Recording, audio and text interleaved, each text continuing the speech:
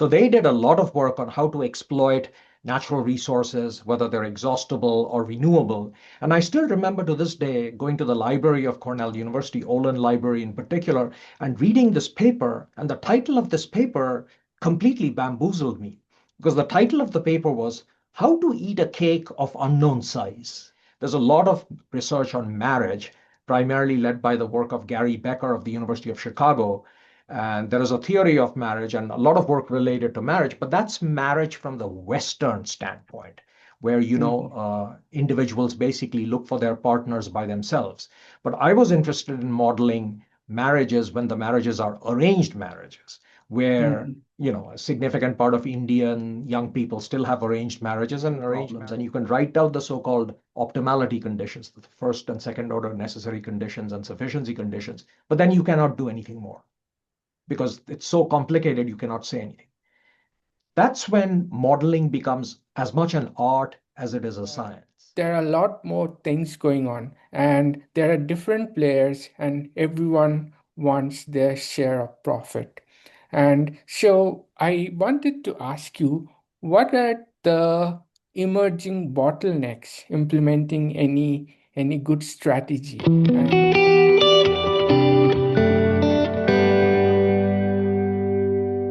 Hello, everyone. Welcome to Climate Converse podcast.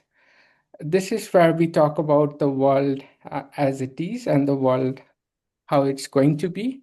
And today we have with us Professor Amit Batabyal.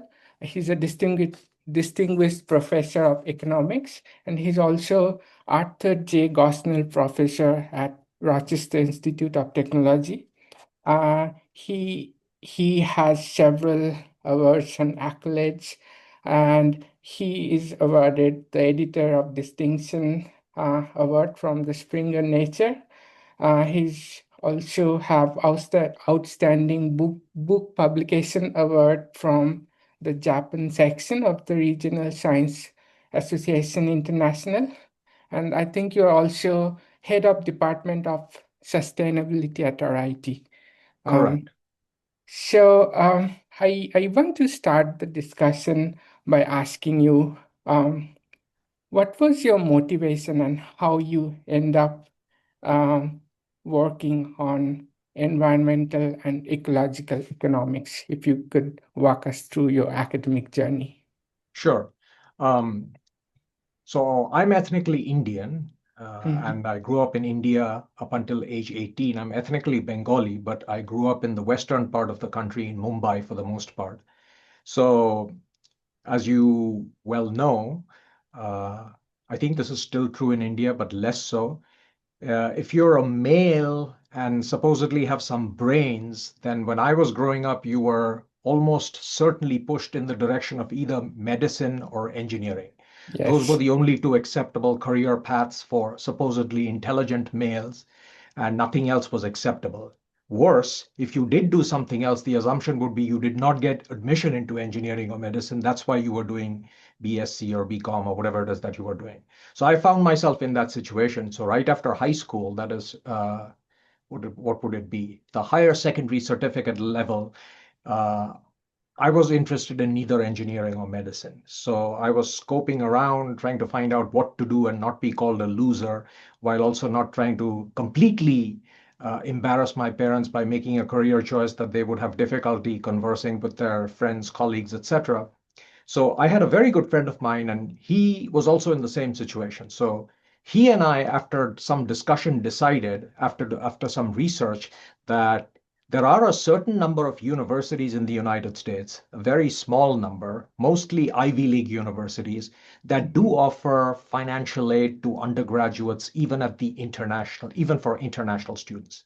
So we were stupid or foolhardy, depending on your terminology, to actually apply. So we did just that. So in 12th grade or 12th standard in India, I applied along with my friend to a bunch of American universities with my grades, hoping for the best, but of course, knowing that the chances were reasonably high that I would not get the financial aid because my father was an IAS officer in India and the salaries there were significantly low, certainly compared to American salaries. So I thought, well, let's give it a shot because it's not like I'm dying to do engineering or medicine. And to make a long story short, so I got admission and full financial aid at Cornell University. So I was, of course, overjoyed. So I left and I came to Cornell University in Ithaca, New York, to start my freshman year in the College of Agriculture and Life Sciences of Cornell University. The only thing that I knew for sure at that time in my career is that I did not want to do engineering or medicine. Anything else I was open to. So I came to Cornell, and of course, for an Indian student at that particular time, the number of choices in terms of courses, majors, minors, the ability to transfer from one college to another was really, really both awe-inspiring and scary. So my advisor picked a bunch of courses for me and said, okay, this looks good.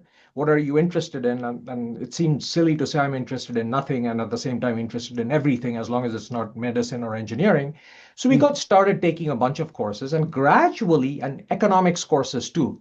And gradually, I realized that economics was a happy mix in the sense that it would allow me to work on social problems and problems of developing countries, being from a developing country myself, at least initially, but at the same time allow you to use mathematics.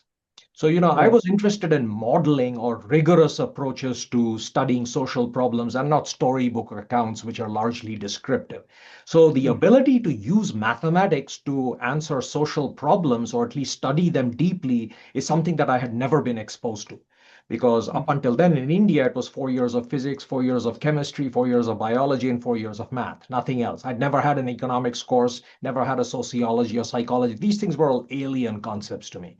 So gradually, as I moved from freshman year to sophomore year, I got more and more interested in economics. And I started taking more and more courses in economics. And I wrote an honors thesis under the supervision of a professor. And that really sealed the deal for me. So the ability to do independent research under the tutelage of a professor, basically of a problem of my own choosing, and be permitted to apply mathematics, although I didn't know a whole lot of mathematics then, but something is better than nothing, just writing storybooks, accounts of this or that problem.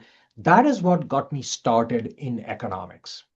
Now, mm, why natural resource and environmental economics? So I was in Cornell University. The department is now called the Dyson School of Applied Economics and Management, but at that time it was called the Department of Agricultural Resource and Managerial Economics.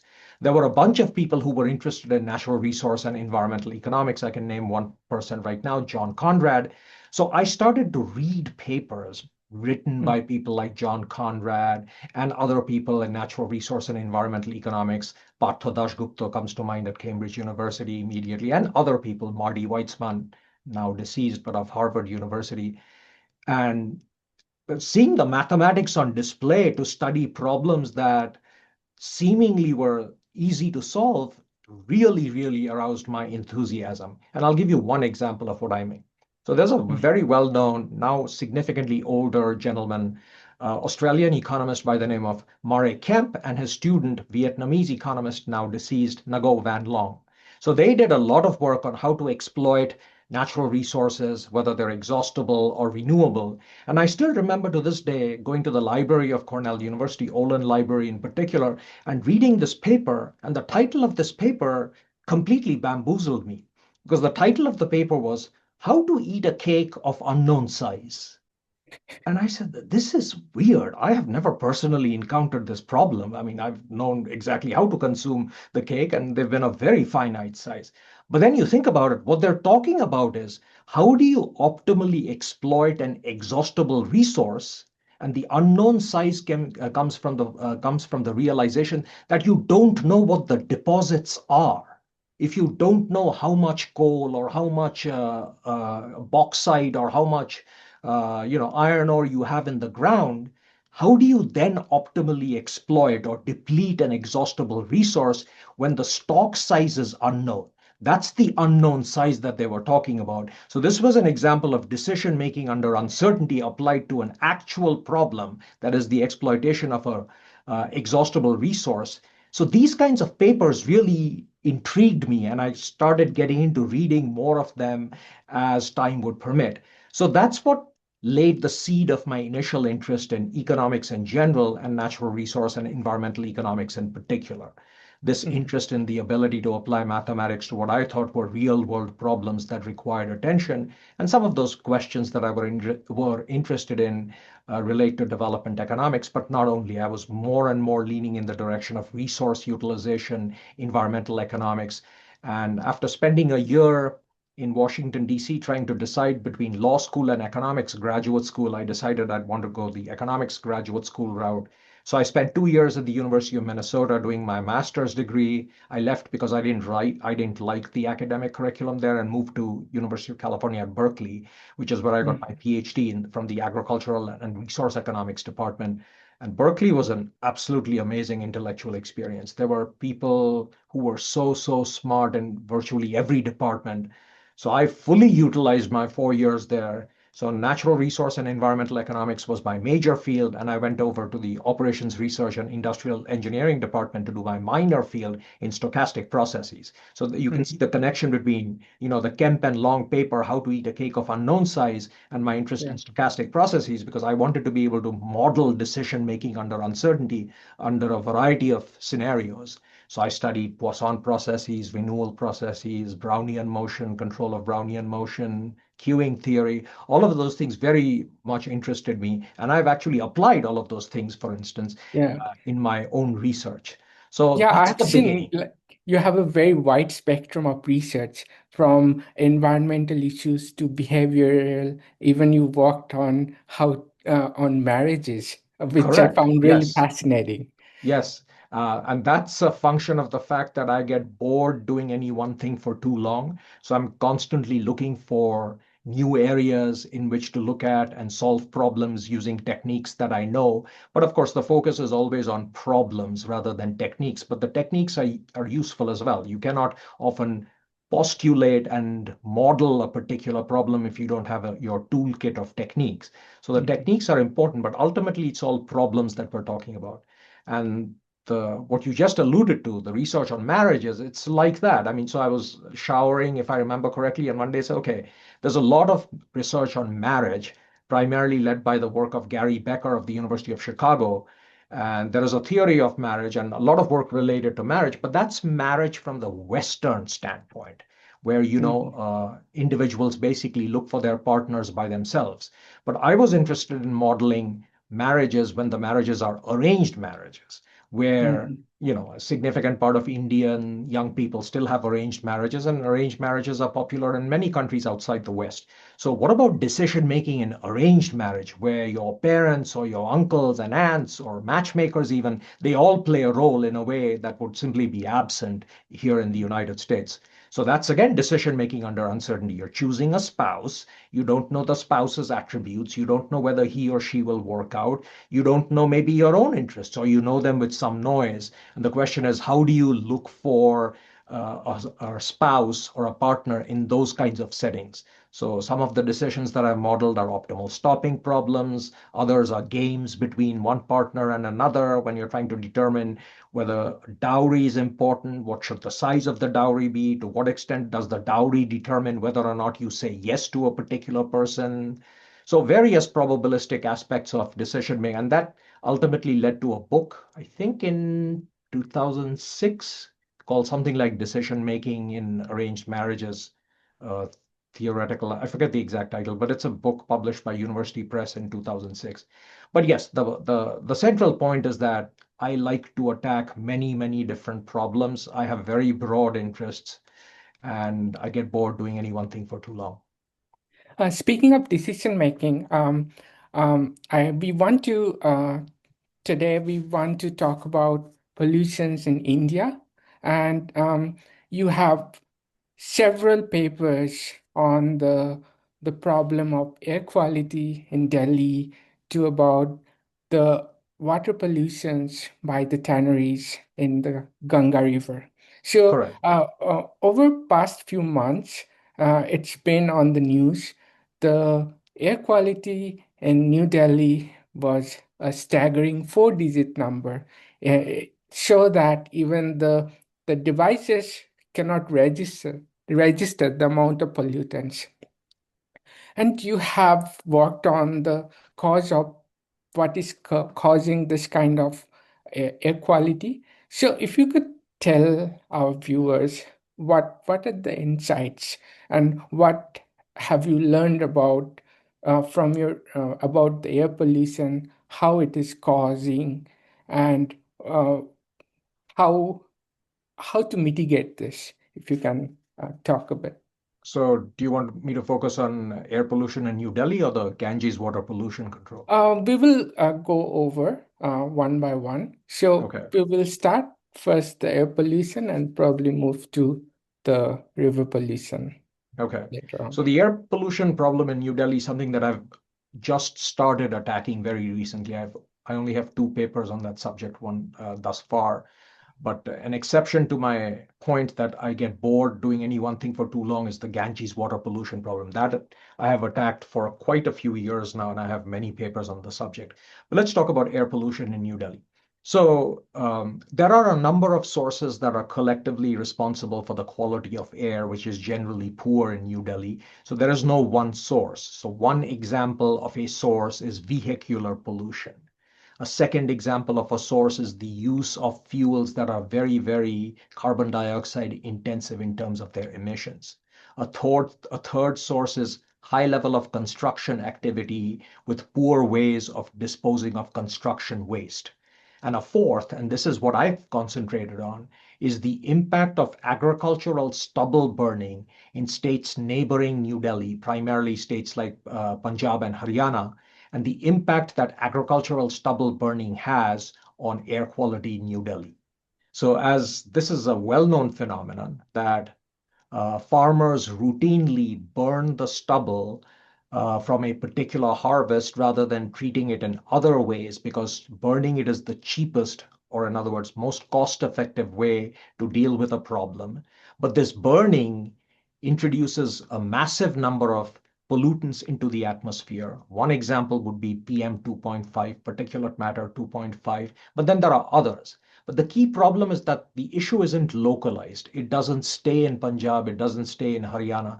Because of the pattern of prevailing winds, a lot of the pollution and the direction of winds leads it to flow in a north-northeasterly manner, which affects many North Indian cities.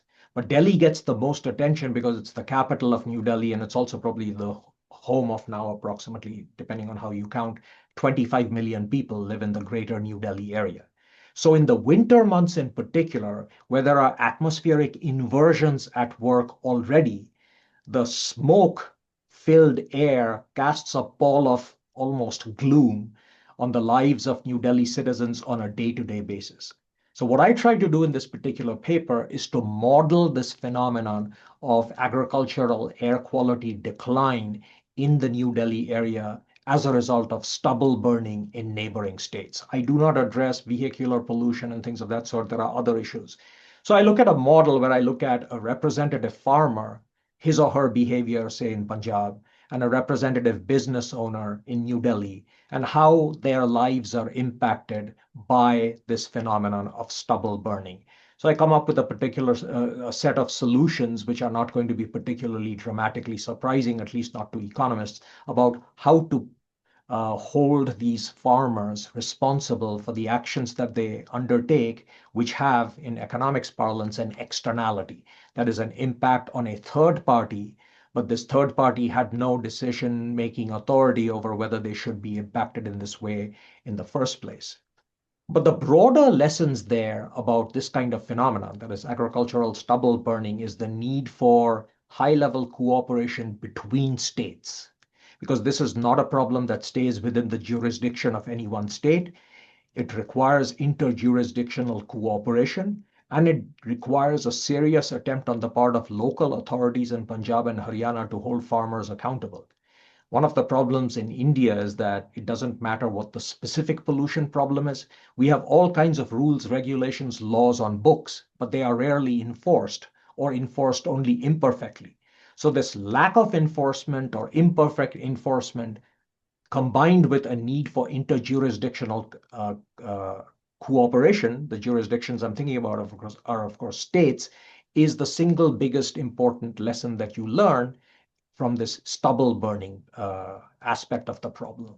There are, of course, many other things that could be tried in New Delhi which haven't, but have been tried in Western cities. And a simple example of something like that is congestion pricing. I mean, New York City, where you are based, has now been trying congestion pricing for over a year. And we have evidence now to suggest that there have been non-trivial benefits to New Yorkers, not only in terms of the number of cars that enter downtown Manhattan, but also on the lives of people who are impacted by extreme traffic jams and the resulting pollution. So congestion pricing is something that could be tried in New Delhi, at least on a pilot basis, but something like that has never been done. But instead, you have things like, okay, cars with registration plates that have even numbers can come in on certain days. Cars that have odd numbered license plates can come in on other days. But of course, you can easily change license plates in India. So that doesn't have much of an effect on the underlying problem. But it is a well known problem to which, in large part, I would say, because of the lack of interjurisdictional cooperation and the lack of enforcement of laws and regulations that currently exist, is causing a huge problem. It's shameful, the extent of the problem. Air quality in New Delhi is just so horrendously bad. I mean, you referred to the fact that some scales can't even measure them because they're off scale. The scale doesn't go that high. But they are 4 or 5 times the level that United Nations organizations have recommended in terms of what constitutes a healthy air quality. Yeah. And it's slowly killing its citizens. I mean, there is no doubt about that. You're going to see all manner of respiratory illnesses 5, 10 years down the road, excuse me, reduced lifespans, which people somehow don't seem to feel strongly about.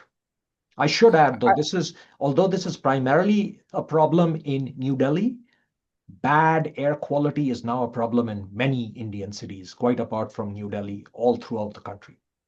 I want to share some of my experience. I lived in a place in Himachal called Bir Biling. I did some paragliding over there. And when I was living there, I lived there almost a year over there. And when you're actually paragliding and you're coming down, there is a layer of smog. And once you reach that layer, your eyes would start to burn. Right. And I'm talking about almost 500-600 kilometers up north of New Delhi in those regions, and even like the pollutions as they get affected by the large scale flow, it's polluting even regions what is supposedly pristine air, Right. what we used to know, like up in the Himachals, in Uttarakhand, those regions are also getting highly polluted. That's And right. I've also find another thing because those are mostly valleys, all the pollutants sometimes get trapped within the valleys, and you can have smogs and fog for a few days because they get trapped within those regions. So I totally agree with you. This problem is very severe. I want to ask you one thing, a slight technical. In your paper, you modeled this as a Stackelberg game, so where which is a leader follower dynamics, and you mentioned in order to mitigate, the government agency needs to take the first step, and the others would follow. So, if you can elaborate on this, your viewpoint, and why you think this is the most effective solution. I wouldn't say the most effective, but a solution for sure.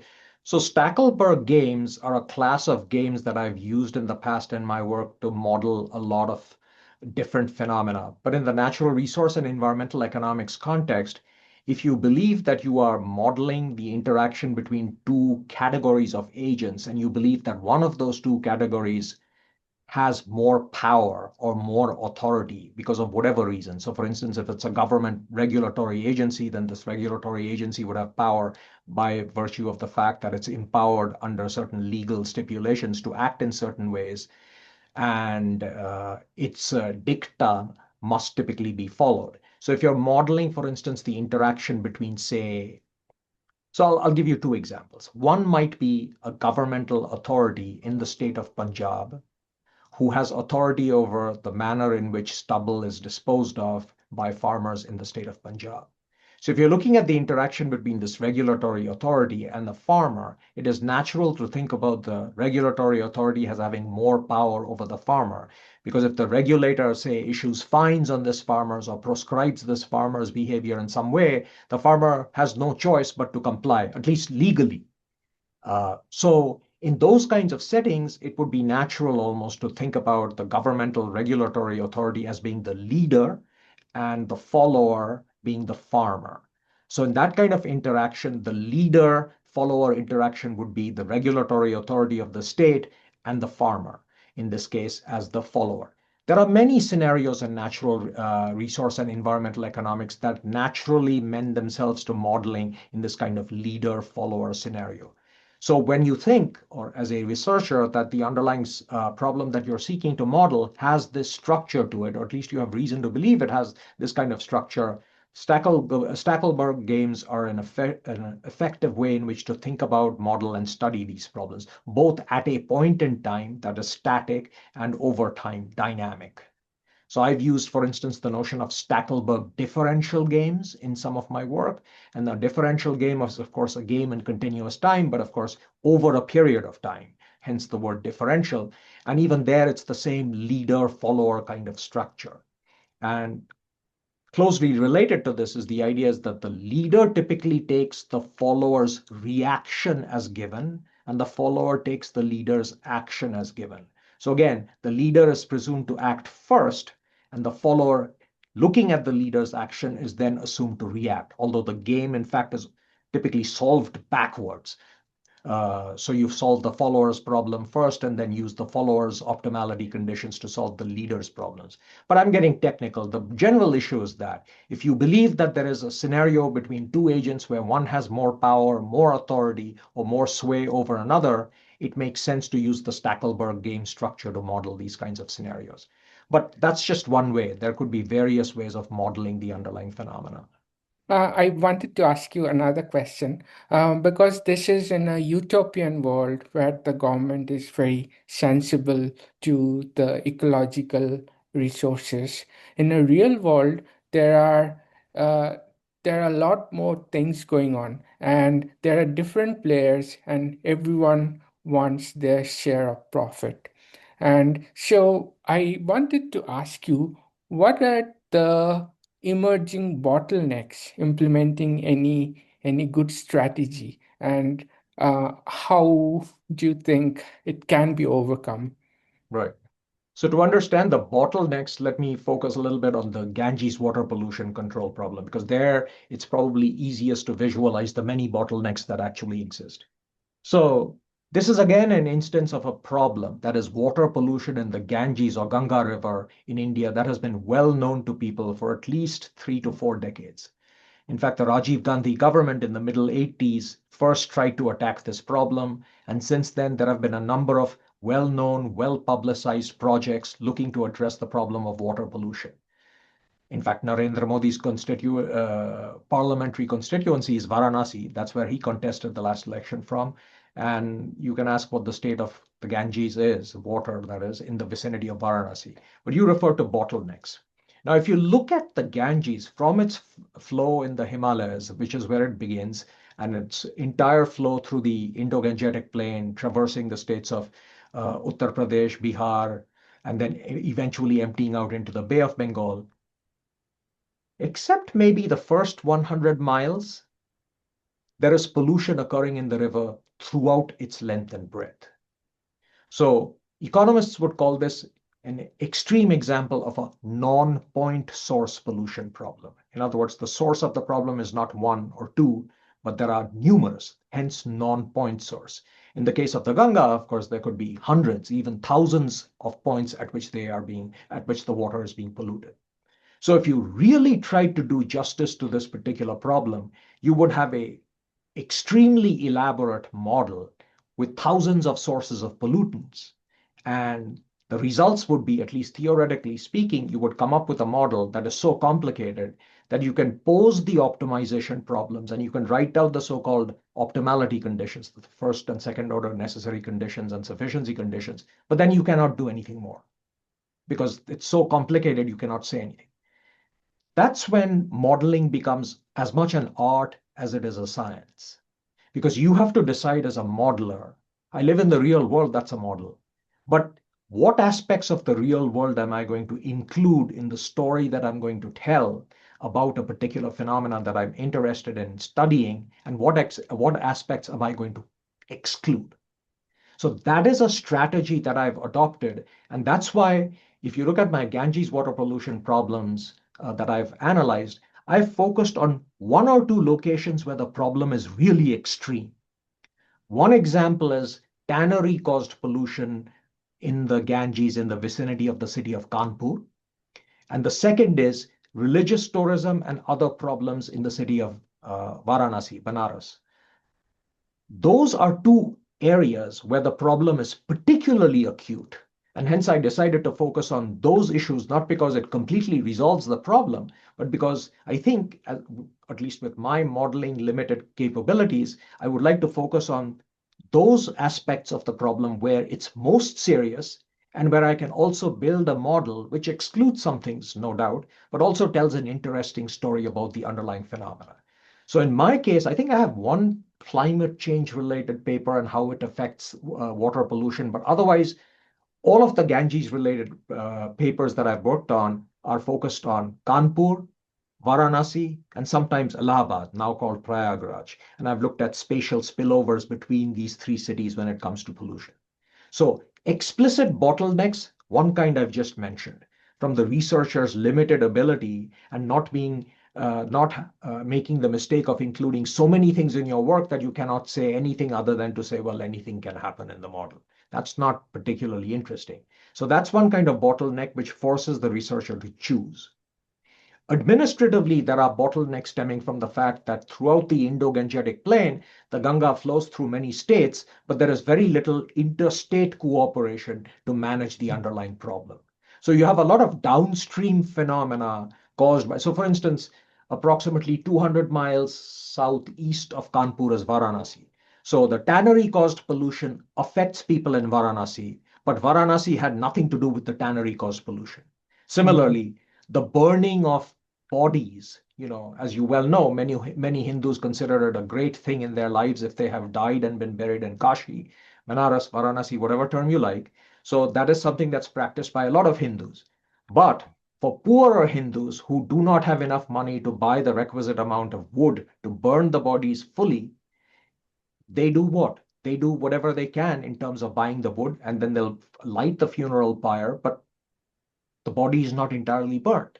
And then these half decomposing bodies are just tossed into the river along with many other kinds of refuse. And this just lies there. This kind of tourism, or if you like, desire to die in Kashi phenomenon that affects the water negatively. So one bottleneck is the interstate cooperation that is largely absent. The other bottleneck is lack of enforcement. So for instance, in the case of tanneries in Kanpur, there are laws and regulations which say exactly how tanneries are supposed to behave. But the problem with these laws and regulations is that they are typically command and control. Somebody from New Delhi, or in this case, the state capital of Uttar Pradesh, Lucknow, telling people how to behave. So local area authorities have very little leeway for changing things or adapting to changed circumstances. So they're command and control and they're uniform. Every tannery is treated the same way, which is basically a bad idea unless every tannery is in fact the same, which they aren't. They're heterogeneous. So you need to think of these tanneries differently. So even though these rules and regulations exist, on one level, they are misguided, stemming from this uniform treatment that I talked about. And on the second level, they're problematic because there's very little enforcement. Like the wastewater that tanneries use typically go into something called an effluent plant. And there are common effluent treatment plants, and the water is supposed to be treated to a certain level and only then released into the Ganga. But the effluent plants often don't work, or they don't work in the manner that we would like them to, or you can bribe appropriate people, say from local offices like the UP Jal Nigam, for instance. Result is you still have lots of wastewater extremely damaging to human health, containing compounds of chromium, hexavalent chromium, which have very, very damaging health impacts. No one does anything about them. And this particular part of Kanpur, Jajmao, where some of these tannery-related problems are the most acute, people there have regular health hazards and health issues of a variety of sorts. But it's, if you'll excuse me, chalta hai chalega kind of attitude. No one does anything really significant to address the problem on a long-term basis. I live in a place called Diamond Harbor, which is south of Kolkata, right next to River Hooghly. The mm, what you mentioned, we get a lot of dead bodies floating on the river, and we also tried to test the water samples, and it was over the top. And We actually started some awareness when I was back in college, and we used to call it Harbor Jam because we were a group of young guys from Diamond Harbor, and we started organizing some social events, awareing people. Um, and What we found is the attitude of most of the people are pretty nonchalant. Unless their life is dependent on the river, they do not care what's going on there. And people keep throwing garbages and all everything on the river.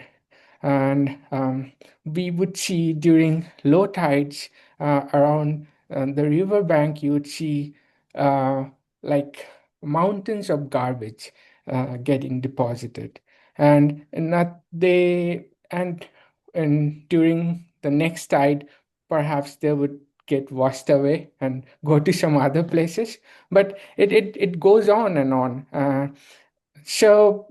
This thing is quite serious, and being someone who has experienced in like a first hand, I can totally empathize what you're talking about. Now, in your paper, like on the tanneries, you talked about a solution, which is the unitization of the tanneries. So, if you could tell me a little bit how that can help potentially to reduce the amount of pollution. Right. So, as I said, one of the ways in which the governments or the powers that be more generally have sought to attack the problem of tannery pollution is to put rules and regulations into place, such as treating wastewater in effluent treatment plants. And if everything worked well and if everybody behaved honestly, there is a strong possibility that these solutions would actually work. But of course, we live in an imperfect world, excuse me, where people behave in all kinds of ways, often not honestly. So we have problems. So one of the things that got me thinking is, okay, so clearly there's a big literature in economics which tells us that uniform policies typically are a bad idea when you're dealing with heterogeneous agents or firms. You have to account for that heterogeneity ideally. But that's not happened. We have 30 to 40 years of regulations in place of a variety of sorts. But the sad fact is that the Ganga is today as polluted, if not more, than what it was 30 years ago. So why not think about new solutions to these particular kinds of problems that have not been tried before? That is what led me to unitization. So unitization is a term that's used often in the natural resource and environmental economics literature, but more generally in economics, it would be a simple merger. So the idea is in Kanpur, or in the vicinity of the Kanpur greater metropolitan area, say, all along the Ganga, there are all of these tanneries, all very small, some not as small, but others small, and they're scattered. So in the Jajmao area, which is where this problem is particularly acute, there are roughly 400 tanneries, okay, depending on how you measure. So the question is, of these 400 tanneries, so many of them are so small, they're basically like family businesses. We've tried to regulate them using command and control uniform approaches for a while, and this approach hasn't worked, rightly or wrongly. So it's time to do something new. But what might this something new be? It's in that context that I suggested unitization. So the idea basically there is, if you can think of it, so I'm going to simplify it. Hopefully, this will get your viewers to see the problem clearly. If you look at one tannery that is located upstream and another tannery that's located downstream, The downstream tannery is adversely impacted by the behavior of the upstream tannery. But of course, the upstream tannery doesn't care because it's a separate business and it is not itself impacted by this externality that it's unleashing on the downstream tannery. So if you look at all these 400 tanneries approximately that exist, why not combine many of them? Why not merge them? Or to use the word that you just used, why not unitize them? Why don't we create many small clusters of firms so that we now have, say, instead of 400, maybe 18, maybe 25, something like that. I mean, I do have some papers which focus on that N. What should that number be? If we were to do that, then you would have much larger operations or much larger firms with greater access to capital who would internalize some of the costs that they're passing on to formerly other firms. But when these other firms are part of the same parent firm, they are more likely to take this negative impact that they're unleashing onto other former firms because it's now the same firm. Let's consider merging these firms, thereby looking at these firms that have bigger ability to invest for the future, greater ability to embrace modern technology, and more generally invest in themselves. So there are certain not answers, advantages that I think theoretically would hold as a result of unitization. So that's led me to explore the pros and cons of unitization from a variety of different perspectives. And I now have several papers addressing precisely that question. Is unitization a good idea? So how does one pose that question? Is unitization a good idea?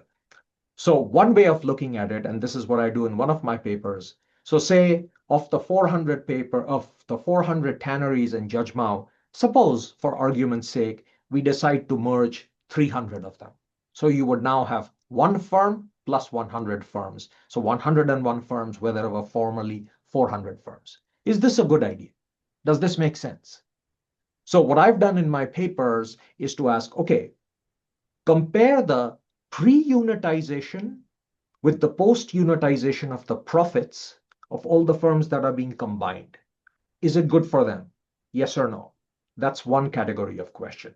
A second category of question is compare the pre-unitization profits with the post-unitization profits of the firms that are not merged. So you have two categories of firms, the merged firms and the unmerged firms. Will they both be in favor of this? Well, how do you answer this? Well, look at the pre and post profits. So if the post profits are higher, then yes, you can say both groups, unmerged and merged firms, will be for this. So this is something that you can generally expect no opposition to because it increases the profits of both kinds of firms. So that's one kind of strategy that I've employed to look at these kinds of things. And the other thing that I've done is when looking at this pre and post unitization question, I've tried to come up with simple rules of thumb to decide how many firms should be merged in the first place.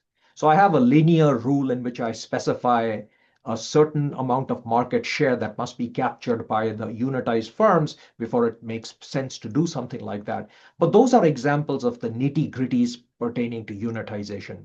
But to answer your question again, or looping back to it, the central intellectual impetus is we have a certain set of things that have been tried before. They aren't really working. It's time to do something new. What might we do that hasn't tried before? Answer, unitization. So that's what I've been exploring. Now, the last thing that I'll say on that topic is I don't want your viewers to think that unitization is a panacea, because it isn't. It gives rise to other problems, such as market power creation, which also need to be I was looked at. getting there. Yeah, so also need to be looked at. So there are pros and cons of any. No, there is no one, perfect policy. They all have pros and cons. But unitization is something that has never been tried before. But my more general point is this: we need to get away from what we've been doing in the past because we've already seen the result. It's not very good. It's time to do something new, if only on a pilot basis to see where it leads us. We are almost end of our conversation. We want to wrap up, but Okay. I wanted to ask you something. Most of the problem that you deal with, it's like some kind of optimization problem, and that assumes that an agent or an user would always try to maximize their profit. Now, one of the thing that is sometimes not taken into account is awareness and education can sometimes help you to act differently. Like if you are only after optimizing your profit, you can do unethical things. Sometimes when there is a general awareness, or if you have a basic level of education, you would perhaps act it differently. So I was wondering if you can end our discussion in a note how important is the awareness and the general education. And Yeah, I'm glad you raised that because I mean, Omar Toshin is one person who has made a fantastic career out of pointing out that there are so many dimensions of one's life, and one cannot just narrowly focus on only the maximization of either utility or profit or the minimization of expenditure and costs. And we need to look at human beings in a significantly more holistic way. I mean, he's even talked about things like capabilities, which are a lot more important than looking at, say, per capita GDP or things of that sort.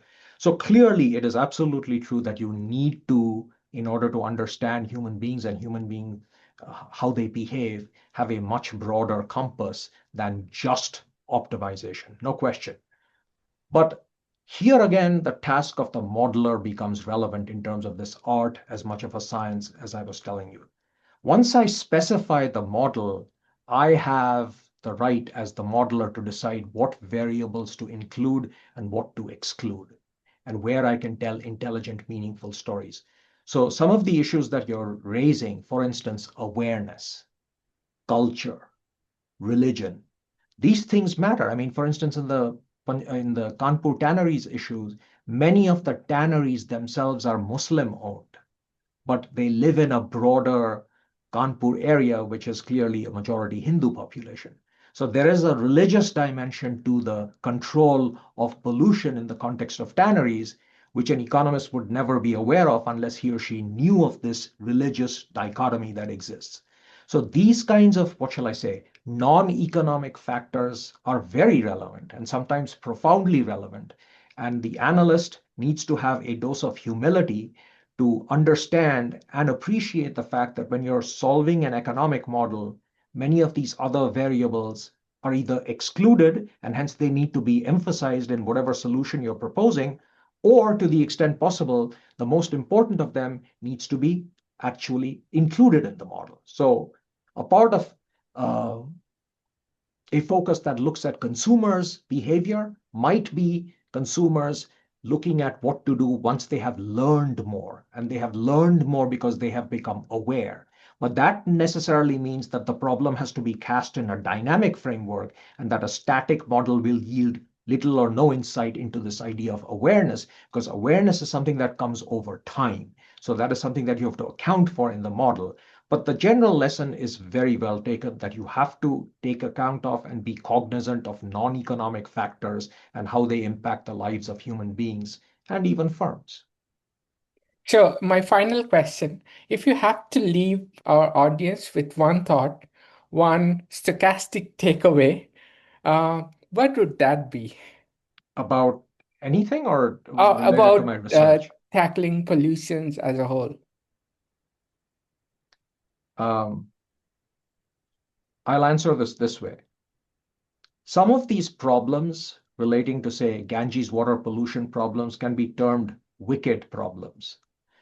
So when an analyst seeks to study, understand these kinds of problems, one has to be aware of two kinds of uncertainties.